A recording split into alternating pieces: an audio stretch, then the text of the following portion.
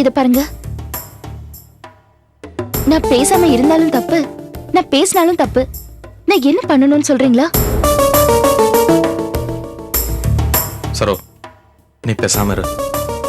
அதாங்க நானும் சொல்றேன். இப்ப என் பிரச்சனையே அதுதான். நான் பேசாம இருந்தா கூட தப்புன்னு சொல்றாங்க. நான் என்ன பண்ணணும்? நான் எப்படி இருக்கணும்? ஒருவேளை நான் இருக்கவே கூடாதுன்னு அவங்க நினைக்கிறாங்களா? கொஞ்சம் கேட்டு சொல்றீங்களா? பாத்தியாடா, நீ இருக்கும் போதே அவ பேச்சுல என்ன திமிரு? ஏண்டி, என்ன பேசுறோன்னு தெரிஞ்சுதான் பேசுறியா? இங்க இருக்கிறதா கூடாதான்னு கேக்குற? என்ன பூச்சி காட்டி பயமுறுத்துறியா?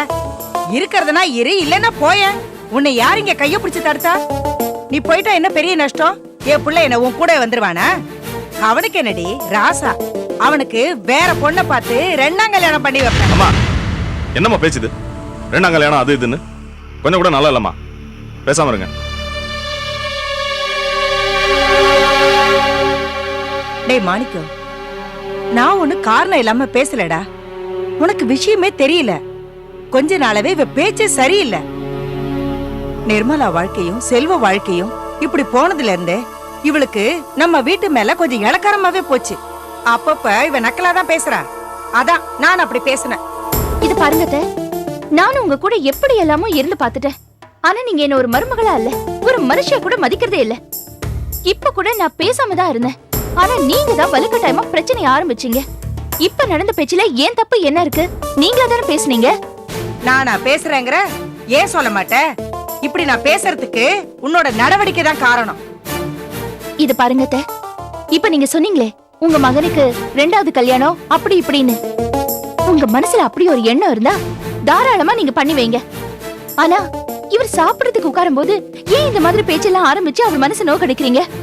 அடேங்க அப்பா, உலகத்திலே இல்லாத அக்கறை பாரு புருஷன் மேல. அப்படி அக்கறை இருக்கு? மனுஷனோட நிம்மதியை கெடுக்கணும்னு பேசிக்கிட்டு வீடா இது? கொஞ்சம் கூட நிம்மதி இல்லாம.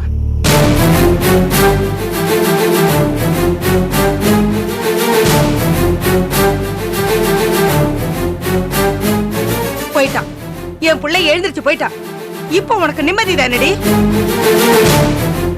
பாத்தியா நிர்மலா, இனிமே தினமும் உங்க கூட தான் உட்காந்து சாப்பிடுவேன்னு சொல்லி ஒரு வார்த்தை தான் சொன்னான். அது கூட உங்க அன்னைக்கு பொறுக்கலடி. சும்மா இருமா, நானும் எல்லாத்தையும் பார்த்துட்டு தான் இருக்கேன். ஏமா இப்படி எல்லாம் பண்ற? ச்சே.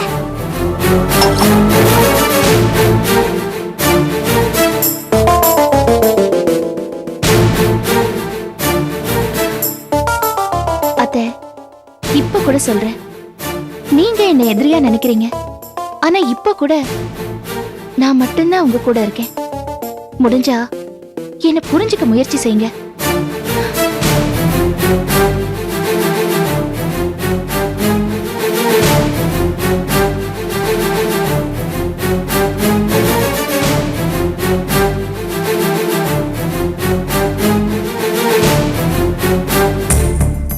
இது சம்பந்தமா நான் கோபி கிட்ட எல்லா வகையிலும் பேசி பார்த்துட்டேன். ஆனா அவன் எதுலயுமே பிடி கொடுக்க மாட்டேங்கிறான். கழுவுன மீன் நடுவுன மீன் மாதிரி ஒதுங்கி போயிட்டே இருக்கான். முடிவா அவன் என்னதானே சொல்றான்? இத பத்தி நீங்க என்ன பேசினாலும் அதை விஜய் கிட்டயோ இல்ல அப்பா கிட்டயோ பேசிங்கன்னு சொல்லிட்டான். சோ இந்த விஷயத்துல நாம என்னதான் பண்றது? என்ன பண்றது? விஜய் கிட்ட பேசுறதா ஒரே வழி. ஏன் உங்க அப்பா கிட்ட பேசலாமே? அவர்கிட்ட பேசி எந்த பிரயோஜனம் இல்ல. அதுவும் இல்லாம இதுல இறுதி முடிவு எடுக்க வேண்டியது விஜய் தான். ஏன்னா இந்த பிரச்சனை ஈஸியா சால்வ் ஆகணும்னா ஒரே ஒரு வழிதான். உங்க 3 பேர்ல யாராவது ஒருத்தர் விஜய் கிட்ட பேசணும். அது யாருங்கிற கவிதா, நீ பேசுறியா? ஐயோ, இந்த விஷயத்துல என் புருஷன் தலையிட வேண்டாம்னு சொல்லிட்டாருப்பா. ராஸ்கல். ராஜே, நீ? நோ நோ நோ, கேவலம் அந்த விஜய் கிட்ட போய் நான் கெஞ்சி கூத்தாடுறதா? என்னால முடியாது. எனக்குன்னு ஒரு கௌரவம் இருக்குல்ல, அது என்ன ஆகுறது? ஈஸ்வரி, நீ போய் பேசு. இத பாருண்ணே, நான் போய் இப்ப அவளை கெஞ்சினு வச்சுக்க, அவ காலத்துக்கு எங்களை ஏறி மிதிப்பா. அதெல்லாம் முடியாது. இப்படி 2 பேருமே கை வரிச்சா அப்புறம் யார் தான் பேசுறது? அதுக்காக அவகிட்ட போய் நாங்க தாழ்ந்து போக முடியுமா? பொம்பளைங்களுக்குள்ள ஒரு பாலிடிக்ஸ் இருக்கு, அது உங்களுக்கு தெரியாது. நீங்களே ஏதாவது பண்ணிக்கோங்க. ஆமா, எங்களாலலாம் முடியாது, நீங்களே பேசிக்கங்க.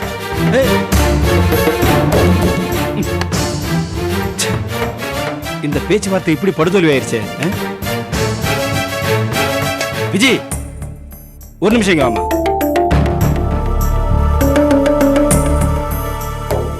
சாப்பிட்டே விஜய்? சாப்பிட்டேன் மாமா. அதாவது உங்ககிட்ட ஒரு விஷயம் சொல்லணும். என்ன? அது எப்படி சொல்றதுன்னு தெரியும். அதாவது டேய் அறிவு இருக்கா உனக்கு? வாடா அந்த பக்கம். ஏன்டா பயங்கர? விஜய் யாரா? நம்ம வீட்டு பொண்ணுடா, ஏன் தங்கச்சிடா. ஏம்மா விஜி, நான் உனக்கு அண்ணன், அப்படிதான் நீ நினைக்கிற? ஆமா, நான் சொன்னா நீ கேட்பியா மாட்டியா? கண்டிப்பா கேப்பேன், சொல்லுங்க. Very good. நான் சொன்னா நீ கேக்குற மாதிரி நீ சொன்னா கோபி கேட்பானா மாட்டானா? அவர் கண்டிப்பா கேட்பாரு. அப்படின்னா முதல்ல அந்த தனி கொடுத்துட போற மேட்டரை வேண்டான்னு சொல்லி அவங்ககிட்ட சொல்லிடுமா. ஏம்மா, நீர் அடிச்சு நீர் விலகுமா? நாமெல்லாம் ஒண்ணுக்குள்ள ஒண்ணுமா? நம்ம ஒரே வீட்டுக்குள்ள இருந்தாதான் நமக்கு கௌரவம். அண்ணே, யோசிச்சு பாருமா. அவன் சொல்ற மாதிரி நான் தண்ணி கொடுத்துட போறேன்னு சொல்றேன்னு வச்சுக்கோ, என்ன ஆகும்? அசிங்கம் தானே. லட்சுமணா, டேய் சும்மாறா, நான் என் தங்கச்சி விஜய் கிட்ட பேசிட்டு இருக்கேன். அது மட்டும் இல்லம்மா, தனி கொடுத்தனம் போற பேச்ச கேட்கவே எனக்கு பிடிக்கலம்மா. இதனால உனக்கு தானமா வீணான கெட்ட பேரு. அந்த கிறுக்கம் பண்ற தப்புக்கு நீ ஏமா கெட்ட பேர் வாங்கணும்? அண்ணே, அவர் ஏதோ கோவத்துல பேசிருப்பாரு. ஆனா எனக்கு இந்த தண்ணி கொடுத்துன போறதெல்லாம் கொஞ்சம் கூட இஷ்டமே இல்ல. ஆஹா, இப்பதாம்மா நீ என்னோட தங்கச்சி. அண்ணே, எனக்கு தண்ணி கொடுத்துன போறங்கிற எண்ணமே கிடையாது. அவர் வரட்டும், கண்டிப்பா நான் சொல்றேன். அவர் அதுக்கெல்லாம் ஒத்துக்கவே மாட்டாரு. நீங்க இதெல்லாம் நினைச்சு ஃபீல் பண்ணாதீங்க. வெரி குட் வெரி குட், ரொம்ப சந்தோஷமா. லட்சுமணா, பயங்கரமான ஆளியா நீ. என்னடா நமக்குன்னு ஒரு இது இருக்குல்ல. என்ன இருக்கு? ஏயா, இந்த மயிர் நீப்பின் உயிர் வாழா கவரிமான்னு சொல்லுவாங்களே, தோலே உறிஞ்சா கூட அதை பத்தி கவலைப்படாத ஒரே ஆள் நீதாயா. இந்த உலகத்திலேயே சூடு சுரணனா அதுக்கு இன்னொரு பேரு லட்சுமணன் தாயா.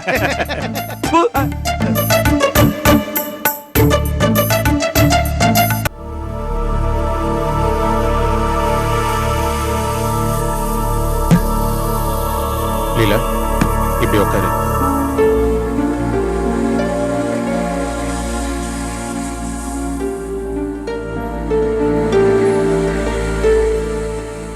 நீ என்ன ரொம்ப பேசிட்ட.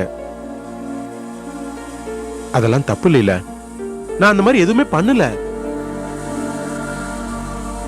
காலையில கோமா நீ என்ன பேசுனதை நினைச்சு கூட நான் வருத்தப்படல. என்னோட வருத்தம்லாம் நீ என்ன தப்பா புரிஞ்சிட்டு இருக்கிறங்கிற ஒரே காரணம் தான்.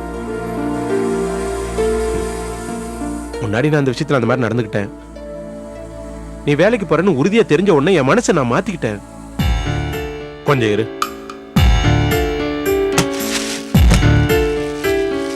இத பாரு, ஹேண்ட்பேக். இதை நான் முன்னாடியே வாங்கி வச்சிருந்தேன். எதுக்கு தெரியுமா? ஒருவேளை உனக்கு வேலை கிடைச்சிருந்தா இது தேவைப்படுமேன்னு. உனக்கு வேலை கிடைச்சதுக்கு அப்புறம் சர்ப்ரைஸ் அதை உனக்கு கொடுக்கலான்னு ஒளிச்சு வச்சிருந்தேன். ஆனா என்ன சந்தேகப்படுறீங்க? எல்லாரும் என்ன சந்தேகம் பிடிச்ச மாதிரியே பாக்குறீங்க. இப்போ உனக்கு அப்பாவுக்கு தான் சந்தேகம் பிடிச்சிருக்கு. அதான் எதுக்கு எடுத்தாலும் என் மேல சந்தேகப்படுறீங்க. என்ன இல்ல, நான் பாட்டுக்கு பேசிட்டு இருக்கேன், நீ பாட்டுக்கு சட்டை பண்ண போனா என்ன அர்த்தம்? இது என்ன பழக்கம்?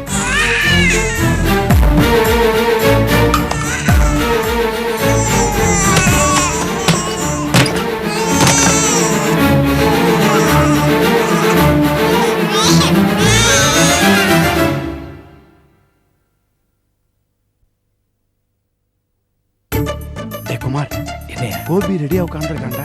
சரி, விஜய் எதுவும் சொல்ல போல இருக்கு. நான் பேசுறேன். நீ போய் பேசுற. போடா அவன்கிட்ட, அவனை சமாதானப்படுத்த. நீங்க சும்மா இருந்தா பேசிக்கிறேன். பாப்போ,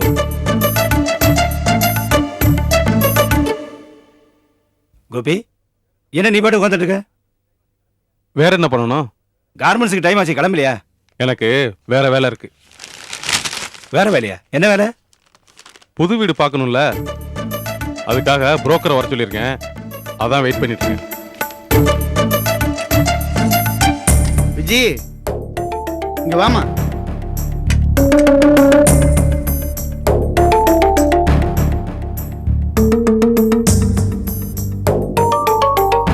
என்னென்ன? என்னம்மா விஜய், நம்ப முடியாத விஷயங்கள்லாம் நடந்துட்டு இருக்கு. புரோக்கர் வராருன்னு சொல்லிட்டு இருக்கா, நீ பாட்டுக்கு அமைதியா இருக்க. ஏமாமா, எதுக்கு இவ்வளவு பதறீங்க? வர்றவர்னா கல்யாண புரோக்கர் என்ன? நான் இன்னொரு கல்யாணம் பண்ணிக்க போறேன். வர்றவரு வீட்டு புரோக்கர். என்ன விஜய், நீ எதுவுமே சொல்லலையா அவங்கிட்ட? இல்லண்ணே, நைட் அவர் லேட்டா வந்ததுனால எதுவுமே பேச முடியாம போயிடுச்சு. அதானே பார்த்தேன். என்னடா நீ சொல்லி கூட இந்த பையன் கேட்கலன்னு ஒரு நிமிஷம் நான் ஆடி போயிட்டேன். என்ன விஜய், என்ன பேசிக்கிறீங்க? அது ஒண்ணும் இல்லைங்க. நேத்து நைட்டு நீங்க லேட்டா வந்ததுனால ஒரு விஷயம் உங்ககிட்ட பேச முடியாம போயிடுச்சு. சரி, இப்ப சொல்லு. நீங்க தனி வீடு பாத்துட்டு போகணும்னு சொல்லிட்டு இருந்தீங்க இல்லையா? அதுக்கு என்ன?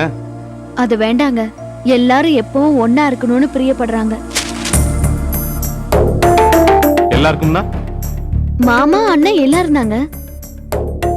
இவங்கள பத்தி நீயே வச்சு கவலைப்படுற? தனியா போகணும்னு முடிவு பண்ணது நீ, நான், அப்பா, அவ்வளவுதான்.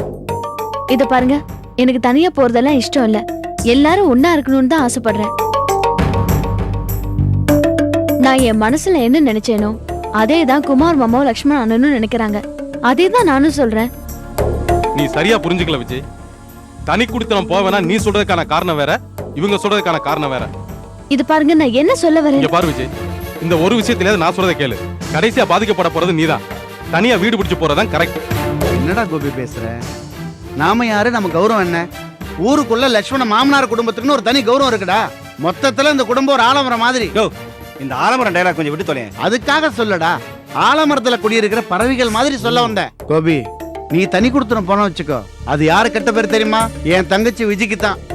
நல்லா இருக்கிற குடும்பத்துல கல்யாணம் வந்த உடனே புருஷனை தனியா பிரிச்சுட்டு போயிட்டா அப்படிங்கிற கெட்ட பேரை வீண் பழியும் அந்த பொண்ணுக்கு வரணுங்கிறியா? அதெல்லாம் எதுவும் வராது. ஏன்னா அந்த ஊர்ல இருக்கவங்க எல்லாருக்கும் இந்த குடும்பத்தை பத்தி, இந்த குடும்பத்துல இருக்க ஆளுகளை பத்தி நல்லா தெரியும். எதுவும் பேச மாட்டாங்க. கோபி, எதுக்கு நம்ம ஃபேமிலி பிரசித்தை பத்தி நீ குறவாவே பேசுற? குமாரோட ஃபேமிலி அப்படின்னு சொன்னா நம்ம தெருவுல ஒரு தனி மரியாதை இருக்குப்பா. ஆமா, தெருவுல வர்ற பிச்சைக்காரன் வெள்ளிக்கிழமை வருவான்ல, அவன் நம்ம வீட்டுக்கு மட்டும் வர்றதில்ல. ஏன் தெரியுமா? அவன் வந்து நிக்கும் போது நீங்க அடிச்சிட்டு நாடுறீங்கல்ல, அதை பார்த்து எத்தையோட அவனே நொந்து போயிருக்கான். இங்க பாரு விஜய், நம்ம தனியா போறதுனால உன் பேர் எங்கேயுமே கெட்டு போகாது. இந்த பாரு கோபி, உன்னோட பிடிவாதத்துக்கு சப்போர்ட்டா நீ அந்த பிச்சைக்காரன் உதாரணம் காட்டுது. டேய், மறுபடியும் நம்ம அண்ணன் தம்பியா பிறக்க வாடா போறோம். ஒரு தடவை பிறந்தே டார்ச்சர் தாங்க முடியல, அதனாலதானே தனியா போகணும்னு சொல்றேன். இந்த பாரு, நீ என்னதான் இடக்கு முடக்கா பேசினாலும் ஒரு விஷயம் மட்டும் உண்மைடா. நாம ரெண்டு பேரும் ஒரு கொடியில் பூத்த இரு மலர்கள்டா. ஆமாண்டா கோபி, நீங்க ரெண்டு பேரும் ஆலமரத்தை இரண்டு கிளைகள். மறுபடியும் ஆலமரத்தை பத்தி பேச வெட்டி கொண்டுடுவோம் உன்னை. கோபி, நீ உன்னோட முடிவை மறுபரிசீலனை பண்ணு. ஏண்டா, விஜயோட வார்த்தை கூட நீ மதிப்பு கொடுக்க மாட்டியா?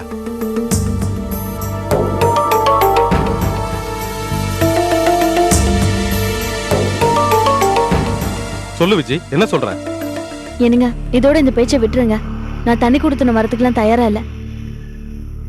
சரி, இதுக்கப்புறம் உன் இஷ்டம். பாரு, 4 நாள் தான். மறுபடியும் ஒரு பிரச்சனை தூக்கிட்டு வந்து நிக்க போறாங்க. அப்போ உட்காந்து யோசிச்சுட்டு இருக்க போறேன்.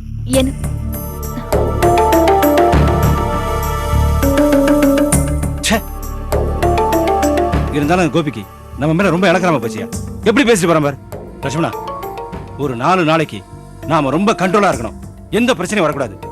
அப்புறம் பாரு, கோபியை நிக்க வச்சு கேள்வி கேட்கிறேன். ஆமாடா. இந்த பாரு, ரொம்ப கண்ட்ரோலா இருக்கணும், ஜாக்கிரதை. ஓகே. டேய் குமார், நமக்கு இவ்வளவு திறமை இருந்தோம் நம்மால எதுவும் சாதிக்க முடியல. அது ஏன்டா? நீ எதை பத்தி பேசுற? கடைசி வரைக்கும் அந்த பிட்டு துணியை வச்சு போஸ நம்மால ஒண்ணுமே பண்ண முடியலடா. அது எனக்கு பெரிய மனக்குறையா இருக்கு. இந்த மாதிரி சான்ஸ் மறுபடியும் நமக்கு வருமாடா? டேய், சொல்லி வாய் முல்ல, அதுக்குள்ள வேலையை காட்ட ஆரம்பிச்சிட்டியா?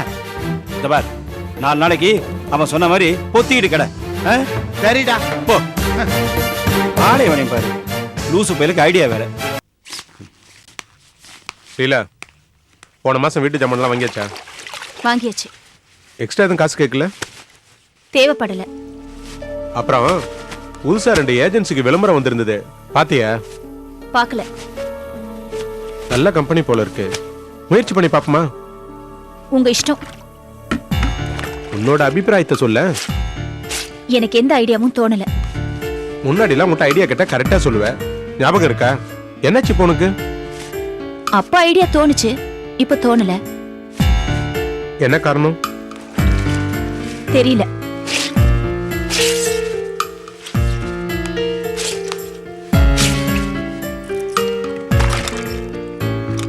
கிளம்புறீங்களா? ஆமா.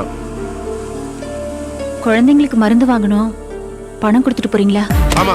இதுக்கு மட்டும் நான் வேணும், புருஷ வேணாம், அவங்களோட ஆசையா பேச வேணாம். ஆனா அவங்ககிட்ட இருந்து காசு மட்டும் கேட்கலாமா? ஏண்டி, நேத்து இருந்து நானும் பாத்துட்டு இருக்கேன். பெரிய இவ மாதிரி மூஞ்ச திருப்பி வச்சு பேசிட்டு இருக்க.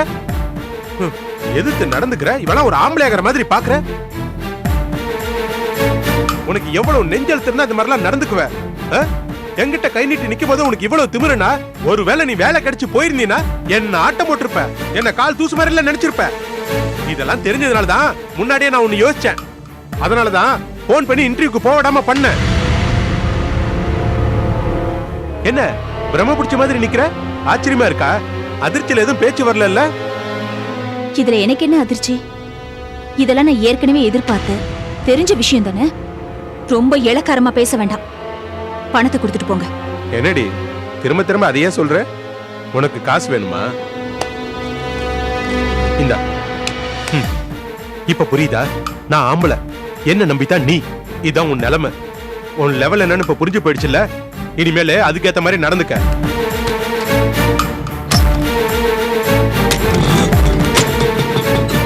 வேலைக்கு போறாளா? வேலைக்கு